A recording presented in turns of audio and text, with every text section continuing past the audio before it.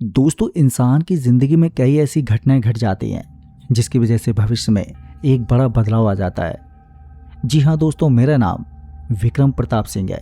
आगे आप जो सुनने वाले हो वो उतना ही सच है जितना कि आप और मैं। गोपनीयता के चलते मैंने जगहों के नाम बदल दिए हैं। इस कहानी को मैं पहली बार इतने विस्तार से सुनाने जा रहा हूँ, बिना कुछ छुपाए।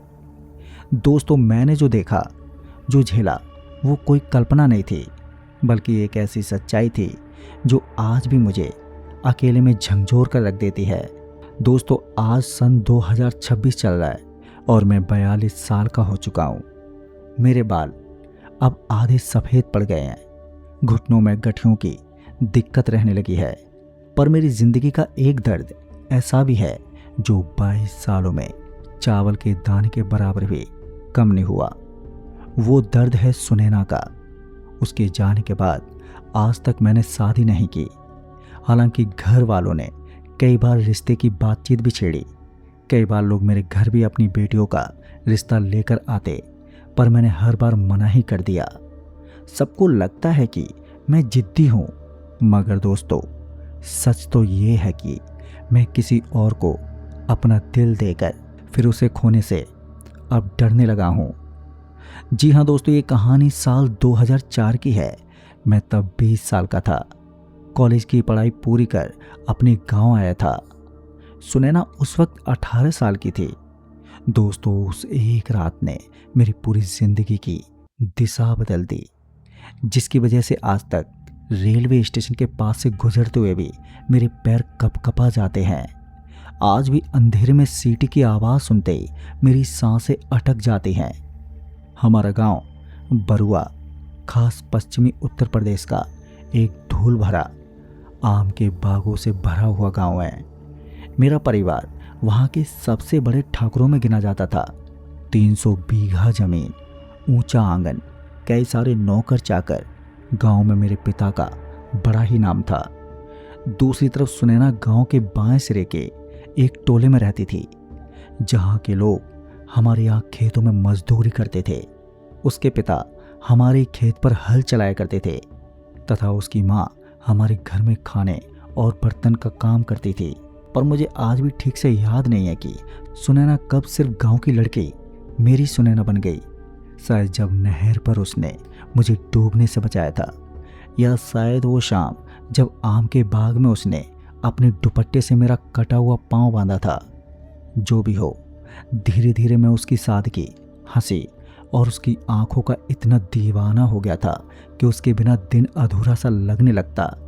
हम अक्सर नहर की पटरी पर तो कभी आम के बाग में या कभी कुएं की मुंडेर के पास चोरी छुपे मिलने लगे थे।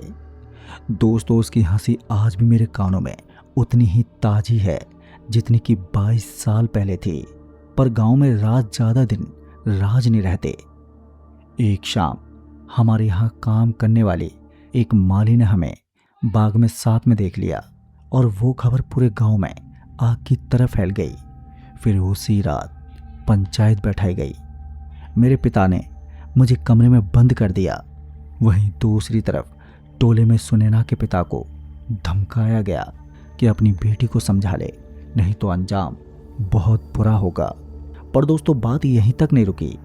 गांव के कुछ लोग खुलेआम कहने लगे कि परिवार और गांव की इज्जत का मामला है, दोनों को रास्ते से हटाना पड़ेगा। मुझे 22 साल बाद भी वो शब्द उतने ही निर्दयी लगते हैं जितने कि उस रात लगे थे।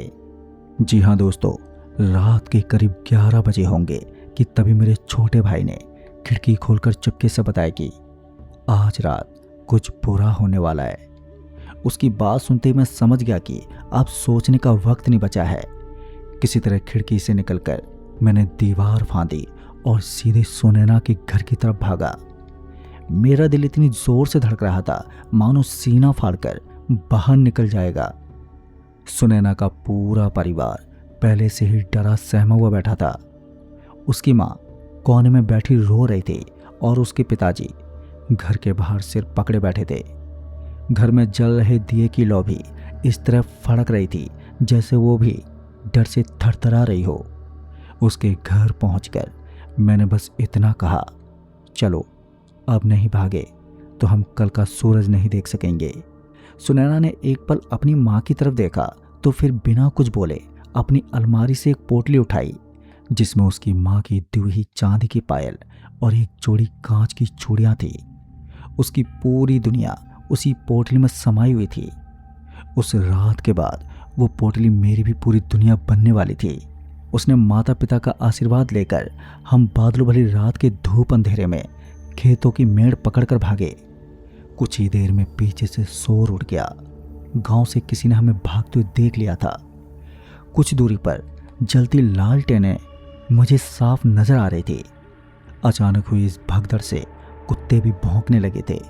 गांव वालों की पकड़ो पकड़ो की चीखों में मुझे अपने ही चाचा की आवाज़ भी सुनाई दी थी। दोस्तों, आज भी वो आवाज़ याद आती है तो मेरे पेट में मरोड़ उठ जाती है। अपने पीछे भीड़ को आता देख हम जंगल की तरफ मुड़ गए। कटीली झाड़ियाँ हमारी टांगों को नोच रही थी, पर रुकने का मतलब था कि मौत।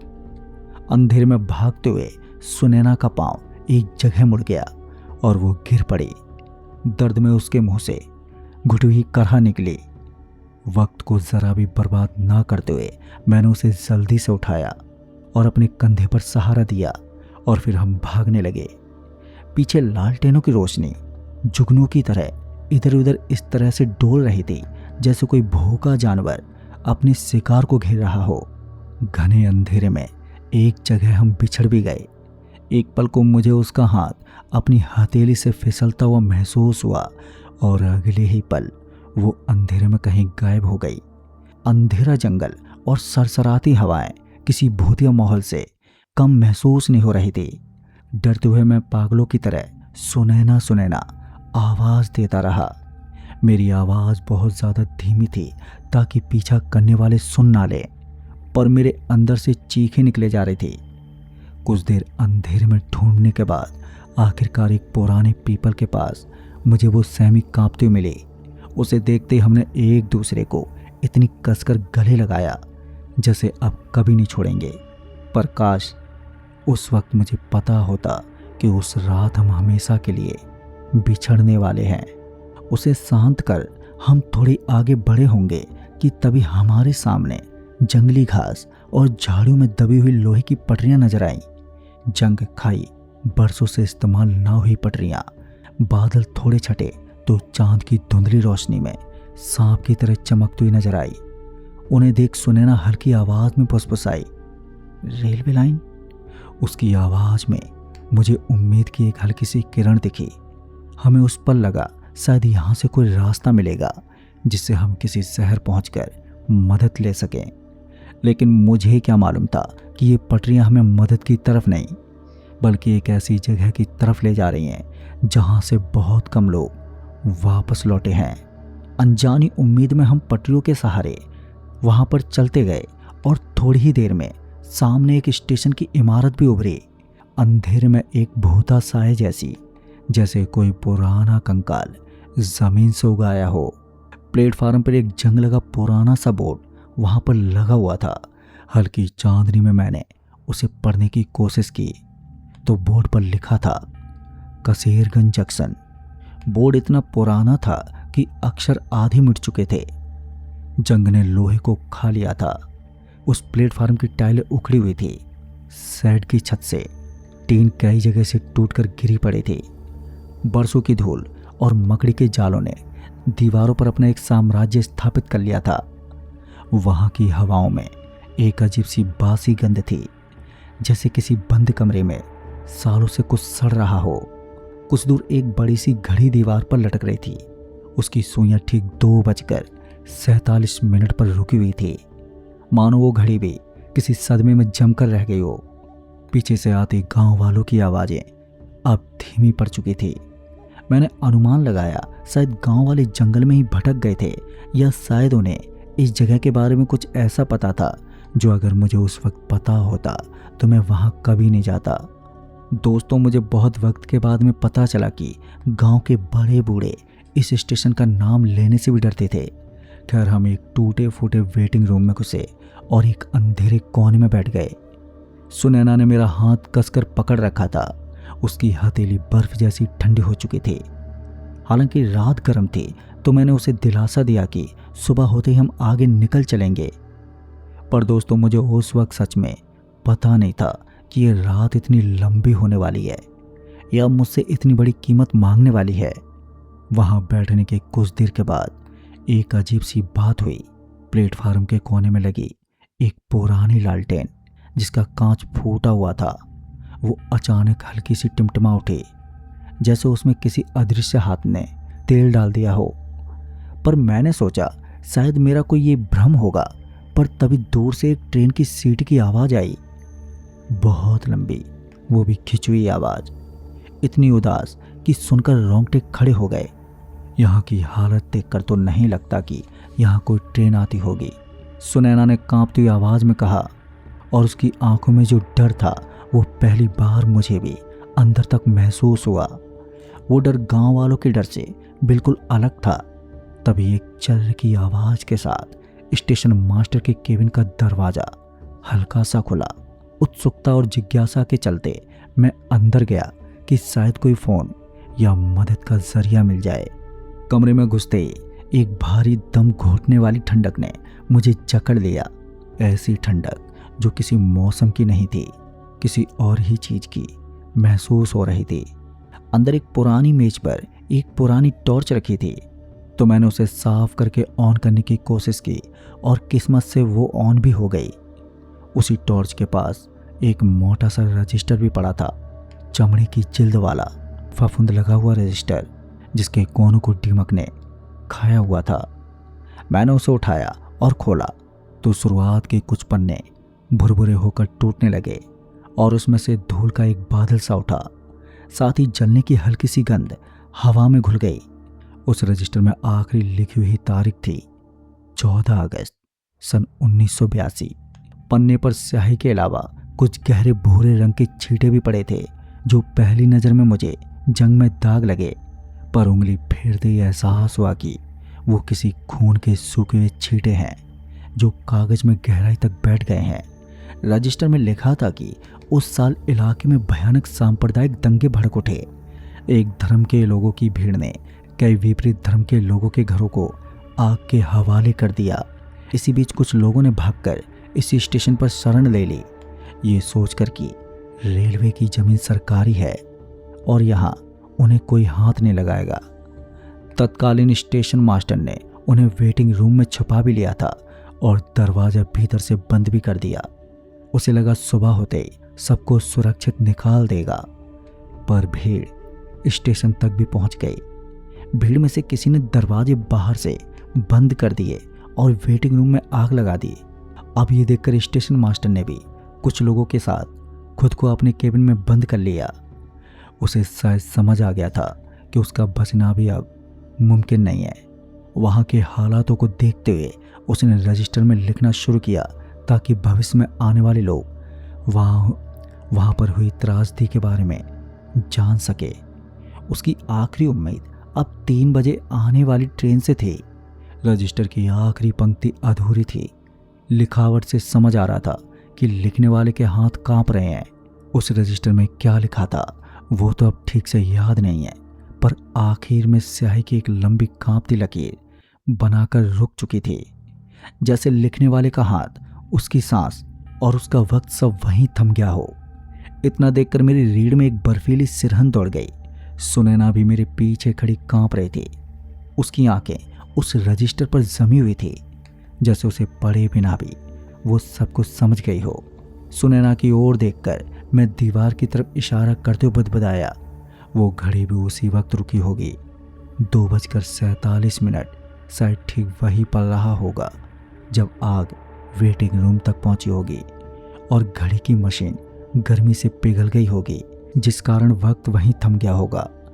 उस पल की तकलीफ इतनी भारी रही होगी कि समय ने भी आगे बढ़ने से इनकार कर दिया। इतना देखकर हम दोनों वहां से निकलकर पटरियों के सहारे स्टेशन की सीमा से बाहर निकलने की कोशिश करने लगे। हम वहां से चलते रहे, पर अजीब बात यह थी कि हम जिस दिशा में भी जाते, कुछ मिनटों के बाद वापस से उसी प्लेटफार्म पर आ पहुंचते, जैसे कोई अदृश्य घेरा या कोई छलावा हमें वहां से जाने नहीं देना चाहता हो।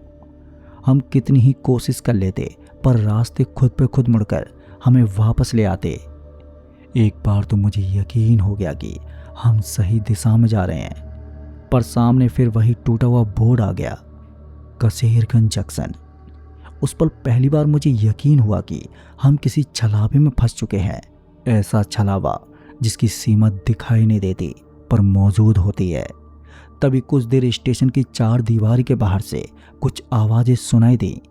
गांव वाले आखिरकार यहाँ तक पहुंच ही गए थे, पर अजीब बात यह थी कि वो अंदर नहीं आ रहे थे। वो सभी बाउंड्री के बाहर ही रुककर दबी हुई आवाज में आपस में फुसफुसा रहे थे, जैसे किसी कब्रिस्तान के बाहर खड़े होकर उनकी बातें सुनने के लिए। सुनैना दीवार की एक दरार के पास दबे पांव गई और सुनने लगी। मैं भी उसके पीछे पीछे गया तो मेरा दिल इतनी जोर से धड़क रहा था कि धड़कन मुझे अपने पूरे शरीर में महसूस हो रही थी। दीवार की दूसरी तरफ एक बूढ़ा आदमी, जो शायद हमारे गांव का कोई बुजुर्ग था, वो धीमी आवाज में गांव वालों से कह रहा था कि इस स्टेशन के अंदर मत जाओ। सन 1982 के बाद से यहाँ जो भी गया वो जिंदा वापस नहीं लौटा। बूढ़े ने यह भी बताया कि उसी साल एक जोड़ा भी यहाँ भाग कर आया था, ठीक हमारी तरह, एक बड़े घर का एक लड़का और एक छोटी जात की लड़की, पर वो भी उसी आग में फंसकर वहीं मर गए थे। कुछ पल शांत रहकर उसने कहा कि आज तक उनकी आत्मा यहाँ से निकल नहीं पाई, और जो कोई भी इस जगह में रात को फंस जाए तो वो भी बाहर नहीं निकल पाता। दोस्तों, अचानक बूढ़े की आवाज़ थोड़ी धीमी होकर वातावरण में कहीं खो गई। ये सब बातें सुनकर सुनैना का चेहरा डर से पीला पड़ गया। उसका पूरा शरीर कपकपा रहा था। उसने मेरा हाथ जोर से पकड़ा और फुसफुसाते हुए बोली, विक्रम, मतलब हम पहले नहीं हैं जो यहाँ पर फंसे हैं, हमसे पहले भी कोई था हमारे ही जैसा। मैं कुछ जवाब नहीं दे पाया, बस उसे कसकर पकड़े रहा। शायद मैं उस पल हम दोनों से डर छुपाने की कोशिश कर रहा था। रात जैसे जैसे गहराती गई, सूने पड़े उस स्टेशन में मानो जान आ गई हो। प्लेटफार्म पर हर कुछ ही दूरी पर धुंधले धुंधले साए नजर आने लगे। कोई पोटली उठाए दिखता तो कोई बच्चे को गोद में दबाए। दोस्तों, वो नज़ारा धीमी रफ्तार में चल रही किसी पुरानी फिल्म की तरह लग रहा था। धीरे धीरे पूरे स्टेशन का वातावरण भूतिया होता चला गया।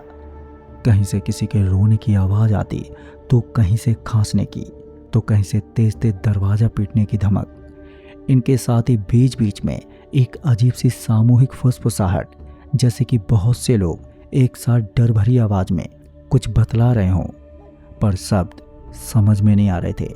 वहाँ सिर्फ एक फुसफुसाहट की लय थी, एक दर्द से भरी लय। इस माहौल को देखकर सुनैना ने मेरी बाजू को और भी कसकर पकड़ लिया। हम दोनों मेले में खोए किसी बच्चे की भांति एक कोने में दुबके बैठे थे। दोस्तों, अभी कुछ पल निकले ही होंगे कि उन धुंधली परछाइयों के बीच मुझे साफ साफ दिखा, केबिन के पास कोई आदमी खड़ा था, हाथ में लालटेन लिए, आधा चला हुआ चेहरा, आंखों की जगह सिर्फ काले गड्ढे, शरीर पर सफ़ेद कपड़े जलकर चिपक चुके थे। मैंने घबराती आवाज में हल्के से कहा, शायद ये वही स्टेशन मास्टर है जो आज भी अपनी आखिरी ड्यूटी निभा रहा है। आज भी किसी ट्रेन का इंतजार कर रहा था जो यहाँ अब कभी नहीं आने वाली। इधर उधर भागती भीड़ के बीच वो आदमी एक पल को रुका और मुझे ऐसा महसूस हुआ जैसे उसने अपना जला हुआ चेहरा हमारी तरफ घुमाया हो, मानो वो हमें देख रहा हो और पहचानने की कोशिश कर रहा हो। जैसे उसे इंतजार था कि कोई नया मेहमान आखिरकार उसके इस भूतिया स्टेशन पर पहुंच चुका है। दोस्तों, उस आदमी और उन परछाइयों को देखकर डर के मारे सुनैना ने मेरा हाथ इतनी जोर से पकड़ रखा था कि उसके नाखून मेरे हथेली में गड़ रहे थे। उसने घबराई हुई आवाज में हल्के से कहा, मुझे डर लग रहा है विक्रम। वक्त की नज़ाकत को समझते हुए मैंने चारों तरफ देखा। तभी प्लेटफार्म के आखिरी छोर पर मुझे पुरानी माल गोदाम जैसी इमारत दिखी। पता नहीं क्यों, पर मुझे उसे देखकर सुरक्षा का आभास हुआ और मैंने सुनैना को लेकर इसकी तरफ कदम बढ़ा दिए। आगे बढ़ते हुए गोदाम के बाएं कोने में मुझे एक अंधेरी सुरंग का मुंह दिखाई दिया। ऊंची ईंटों से बनी गुफा, शायद अंग्रेजों के जमाने की रही होगी वो, जिसका उपयोग कभी कोयला ढोने वाली गाड़ियों द्वारा आने जाने के लिए किया जाता होगा। पटरियों के नीचे से होकर दूसरी तरफ निकलती हुई गुफा, उस गुफा के मुंह पर जंगली बेलें लटक रही थी, पर गुफा खुली हुई थी। उस अंधेरे में एक काले अंधेरे कुएं की तरह हमें अपनी तरफ खींच रही थी।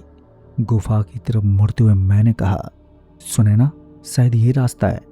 अगर ये घेरा असल पटरियों और सड़क तक ही सीमित है तो नीचे सुरंग के जरिए हम इस दायरे से बाहर निकल सकते हैं। पर दोस्तों, जैसे ही हम सुरंग की तरफ बढ़े तो उस घड़ी की सुइयां जो इतनी देर से रुकी पड़ी थी, वो अपनी जगह से हल्की सी हिली। उस आवाज से मैंने चौंक कर घड़ी को देखा तो वहां 2:47 से बढ़कर 48 मिनट हो चुके थे। एक झटके के साथ जैसे टूटे बांध से बहते पानी की तरह दशकों से रुका वक्त फिर से चलने लगा हो। ठीक उसी पल से जहां 24 साल पहले रुका था, उसी पल के साथ स्टेशन का माहौल पूरी तरह बदल गया। धुएं की तेज दम घोटने वाली गंध हवा में भर गई। दूर से चीखें उठने लगी, असली दिल दहला देने वाली चीखें, बच्चे, औरतें और हर वर्ग के लोगों की चीखें। ऐसा लग रहा था जैसे किसी ने पूरा वेटिंग रूम फिर से जला दिया हो। अचानक ही हवा गर्म हो गई, जैसे सचमुच आग लगी हो। हालांकि कहीं कोई लपट नजर नहीं आ रही थी, पर जिंदगी के इस पड़ाव पर पहुंचकर मुझे लगता है वो यादों की आग थी, जिसकी ताकत इतनी प्रबल थी कि उसने समय के उस टुकड़े को दोबारा जिंदा कर दिया। और अब वो हमें भी अपने लपटों में लपेट लेने को तैयारी में थी। दोस्तों, अचानक हुए इस डरावने बदलाव को देखकर मुझे समझ में आया, जो रजिस्टर मैंने पढ़ा था वो हर रात होता है। घड़ी की सुइयां का हिलना, स्टेशन का जाग उठना, ये सब रोजाना घटता है। जब तक घड़ी अपने उस अधूरे पल यानी 3 बजे रात के तीसरे पहर तक नहीं पहुंच जाती और उसके आगे नहीं बढ़ जाती, तो 14:15 के इस अंतराल में ये स्टेशन जीवित लोगों को भी अपने साथ खींच लेता है और उस पुरानी त्रासदी का हिस्सा बना लेता है। और शायद सुबह की पहली किरण ही इस चक्र को पूरी तरह तोड़ती है। तब तक बस एक ही रास्ता है कि किसी तरह जिंदा बचे रहना। 3 बजे और उसके बाद सूरज निकलने तक किसी तरह बस बचे रहना। सारी कहानी समझते ही मैंने ये सब सुनैना को समझाया। बहुत देर बाद उसकी आंखों में थोड़ी उम्मीद और दहशत दोनों एक साथ चमक उठी। पर वक्त उतना आसान नहीं था। जैसे जैसे घड़ी की सुई 3 की तरफ बढ़ रही थी, तो परछाइयाँ और भी ज़्यादा घनी होती गई। साथ ही उनकी संख्या मानो दुगनी तिगनी हो गई। तभी वेटिंग रूम का दरवाज़ा अपने आप जोर से भड़बड़ाया, जैसे कई सारे हाथ उसे अंदर से बजा रहे हों। शायद ठीक वैसे ही जैसे सन 1982 में हुआ होगा। सबको नज़रअंदाज कर मैं सुनैना को लिए आगे बढ़ ही रहा था कि तभी मुझे साफ महसूस हुआ जैसे किसी अदृश्य हाथ ने मेरा गला दबाया हो और मैं नीचे गिर पड़ा। सांस अटकने के कारण जोर से खांसने लगा मैं। ऐसा लगने लगा कि धुएं से मेरे फेफड़े भर गए हों। साथ ही आंखों में गंभीर जलन भी होने लगी। हालांकि वहां कोई आग या धुआं नहीं था। उस पल में सुनैना ने मुझे पटरी से घसीटकर प्लेटफार्म पर खींचा। रास्ते में आगे बढ़ते हुए एक ठंडे गीले हाथ ने मेरे टखने को पकड़ने की कोशिश की, जिससे मैंने लात मारकर खुद को छुड़ाया। पर पीछे मुड़कर देखने की मेरी हिम्मत नहीं हुई। जैसे तैसे हम भागते हुए सुरंग की तरफ बढ़े। हमारे पीछे वो साए भी बढ़ते आ रहे थे। अब वो सिर्फ धुंधले नहीं रह गए थे, बल्कि अब उनके जले हुए चेहरे, फटे कपड़े, हड्डियों तक झुलसी हुई त्वचा साफ साफ दिखने लगी थी। मानो सन 1982 की वो रात हमें अपने साथ अपनी कब्र में मिला लेना चाहती हो और हमें भी उसी अधूरी कहानी का हिस्सा बना लेना चाहती हो। दम घुटने की वजह से सुरंग के मुंह तक पहुंचते पहुंचते मेरे पैर लड़खड़ाने लगे। सांसें उखड़ रही थी, सीना जैसे बस फटने को था। मेरी ऐसी हालत देखकर सुनैना चिल्लाई, बस थोड़ा और विक्रम। उसने मेरा हाथ कसकर पकड़ रखा था। गुफा के मुहाने पर पहुंचते ही अंधेरे में हमें ईंटों की सीली गंध और दूर कहीं टपकते पानी की आवाज़ सुनाई दी। बाहर घड़ी ने 3 बजे का घंटा बजाना शुरू कर दिया और हर बजते घंटे के साथ स्टेशन की चीखें एक सुर में बढ़ती जा रही थी, जैसे कि पूरा स्टेशन दर्द से कराहता हुआ एक जिंदा जीव बन चुका हो। तीसरे घंटे की आवाज़ पर अचानक ही पूरा स्टेशन एक भयानक सीटी की आवाज़ से गूंज उठा और देखी कि कान फटने लगे। झंझनाहट हड्डियों तक दौड़ रही थी। मैंने पीछे मुड़कर देखा तो पटरियों पर एक धुंधली रोशनी बढ़ती चली आ रही थी। शायद कोई ट्रेन नहीं, बल्कि जैसे खुद वो त्रासदी, वो आग इंसानी शक्ल लेकर दौड़े आ रही हो, अपने साथ जलते हुए शरीर और चीखों का एक सैलाब खींचते हुए। ये देख हमने भीतर की तरफ भागना शुरू कर दिया।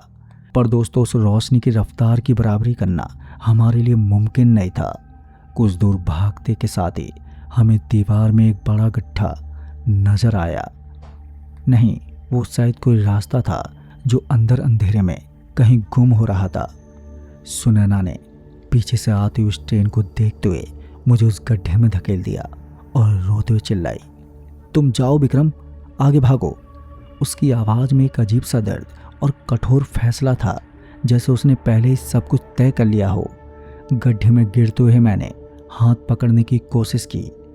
मेरी उंगलियां उसकी उंगलियों में उलझ गईं। एक हाथ से दीवार पकड़ और दूसरे से सुनैना के हाथ को मजबूती से पकड़कर मैं चीख कर बोला, नहीं सुनैना, मैं तुम्हें छोड़कर नहीं जाऊंगा। पर दोस्तों, मुझे आज भी उस वक्त का पल पल याद है।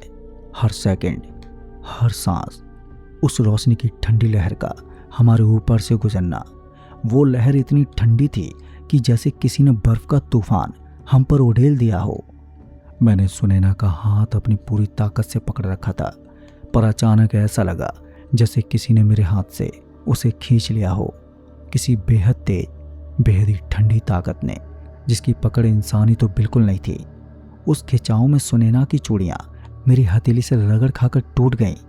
कांच के टुकड़े मेरे हथेली में गहराई तक चुभ गए। मैंने उसी पल चीखकर उसका नाम पुकारा, सुनैना। पर मेरी आवाज़ जैसे उसी रोशनी में जब्त होकर रह गई। ऐसा लगा मानो उस रोशनी ने मेरी आवाज़ भी निगल ली हो। फिर अगले ही पल गहरा सन्नाटा छा गया, इतना गहरा सन्नाटा कि मुझे अपने दिल की धड़कन तक साफ साफ सुनाई देने लगी। रोशनी अचानक ही गायब हो गई और सीटी की आवाज़ भी धीरे धीरे दूर होती चली गई, जैसे कि वो ट्रेन अपने साथ सब कुछ लेकर किसी और ही दुनिया की तरफ रवाना हो गई है। दोस्तों, रोशनी के खत्म होने के साथ ही सुनैना मेरे सामने से गायब हो चुकी थी।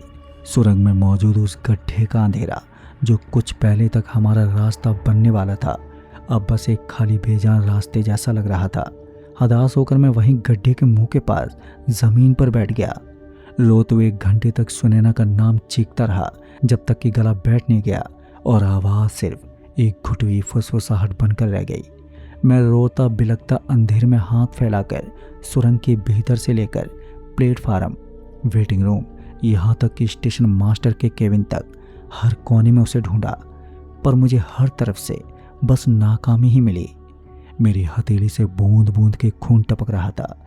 धीरे धीरे मेरी आंखों के सामने अंधेरा छाने लगा और तभी मुझे ऐसा लगा कि कहीं दूर से मुझे सुनैना की बहुत ही धीमी आवाज़ सुनाई दी है। शायद उस दूर की दीवार के पार से उसने मेरा नाम पुकारा हो।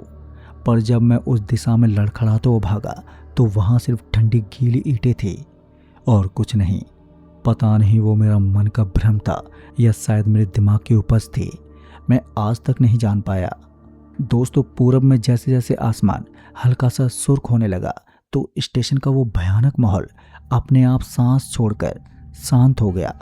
वो परछाइयाँ, गंध, आवाज़ें, वो सब वापस से अपनी बंद रजिस्टर के पन्नों में वहीं सिमट गई, जैसे कभी कुछ हुआ ही ना हो। घड़ी की सुइयां भी फिर से वहीं रुक गई, 2:47 पर। शायद अगली रात के इंतजार में, फिर किसी भागते हुए जोड़े के इंतजार में। सूरज की पहली किरण के साथ मैं प्लेटफार्म के किनारे पर पटरियों के पास गिरा हुआ मिला, बेसुध, वो भी खून से लथपथ हथेली लिए। आंखों के नीचे गहरे काले घेरे आ चुके थे, जैसे मैं रातों रात 10 साल बूढ़ा हो गया था। वहीं पटरी की बजरी में मुझे सुनैना की वो चांदी की पायल गिरी हुई मिली। उस पर ताज़ा खून के छींटे लगे थे। बस वही पायल बची थी, मेरी सुनैना की दुनिया में होने की आखिरी निशानी। गांव वाले सुबह होते ही डरते डरते स्टेशन के भीतर आए। 4 दीवार के अंदर आने में भी उन्हें हिम्मत जुटानी पड़ रही थी। लोग मुझे बेहोश हालत में देखकर हैरान रह गए। सबने पूरा स्टेशन तलाश लिया, पर उन्हें सुनैना नहीं मिली। किसी को यकीन ही नहीं हुआ कि सुनैना कहाँ गायब हो गई। दोस्तों, पुलिस स्टेशन में रिपोर्ट भी लिखी गई, पर पुलिस ने इसे भागी हुई लड़की का मामला मानकर जल्दी केस को बंद कर दिया। मेरे घर वालों ने भी यही मान लिया कि वो मुझे छोड़कर कहीं और चली गई। इसी बहाने उन्हें राहत भी मिली और बदनामी से बचने का बहाना भी। पर सच सिर्फ मुझे मालूम था।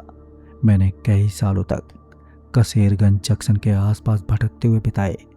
हर अखबार, हर पुराने रिकॉर्ड्स में उसका नाम ढूंढा।